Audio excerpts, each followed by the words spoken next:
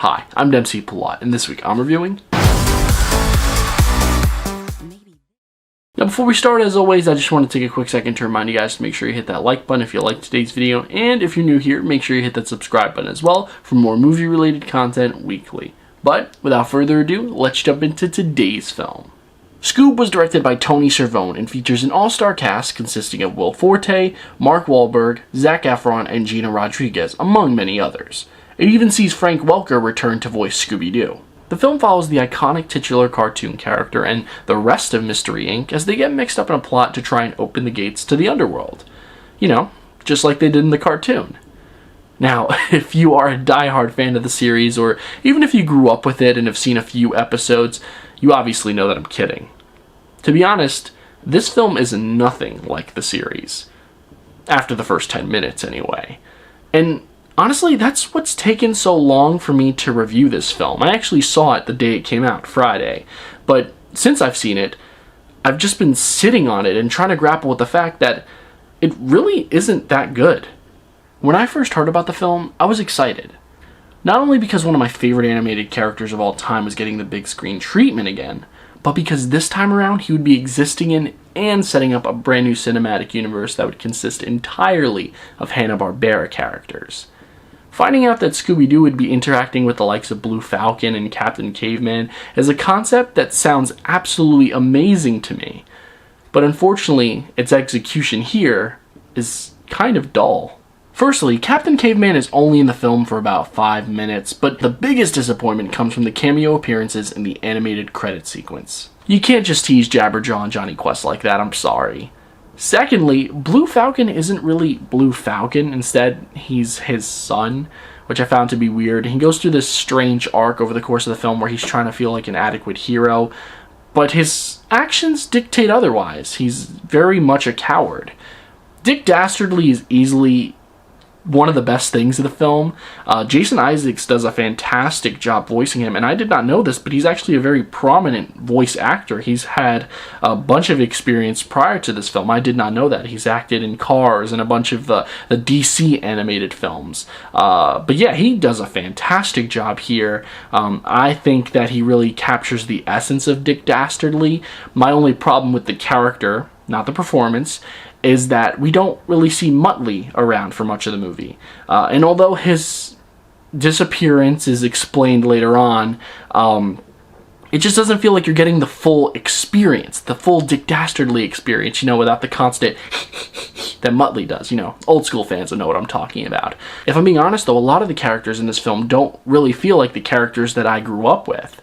And because of that, it was really hard to suspend my disbelief. And I know normally in an animated film it's hard to suspend your disbelief because everything's animated, or because some things are just over the top. But here it's because the tone is so different from the original series, the original characters, and just what I'm used to.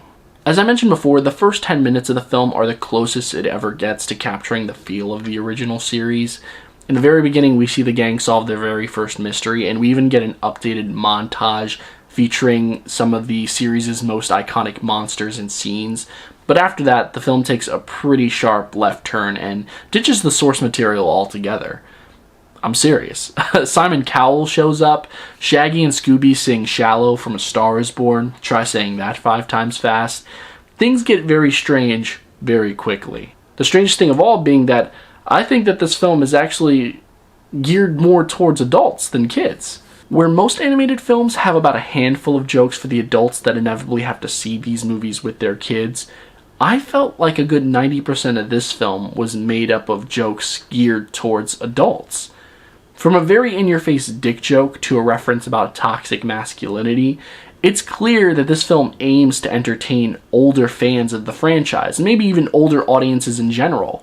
But at what cost?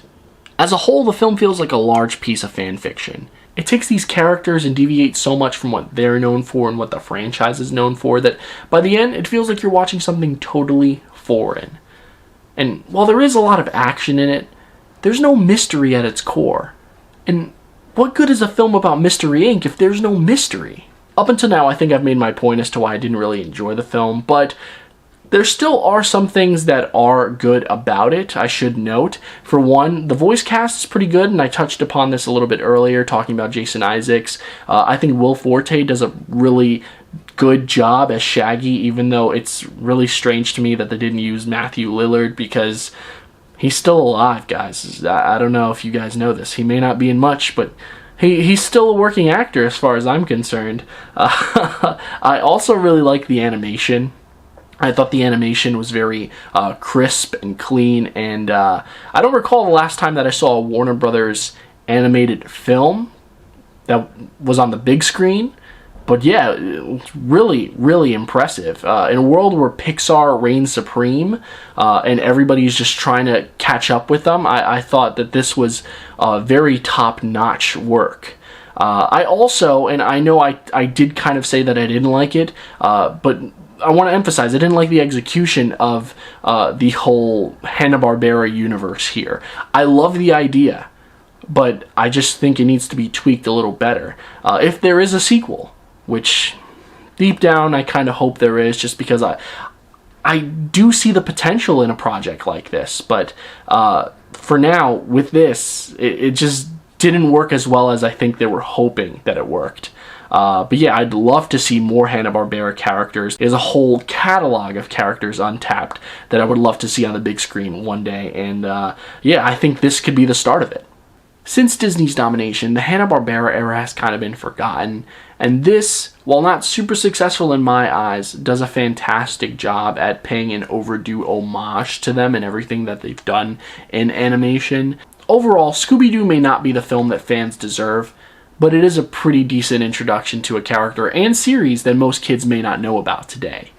And for that, I'm going to give this film 2.5 stars. Not bad. Nailed it! Guys, thanks so much for taking the time out of your day to view this video. It really does mean the world to me. And once again, if you like this video, please make sure to hit that like button. And if you're new here, make sure to hit that subscribe button as well for more movie-related content weekly. Now, if you happen to see this movie, if you loved it, if you hated it, let me know what you thought about it down below in the comment section. I look forward to reading and responding to all of your comments, as always. But yeah, that's pretty much all the time that I have for you guys today. I do have some more content on the way, so be on the lookout for that. But in the meantime, I should probably get back to work. Until next time, I'm Dempsey Pillot. Take care.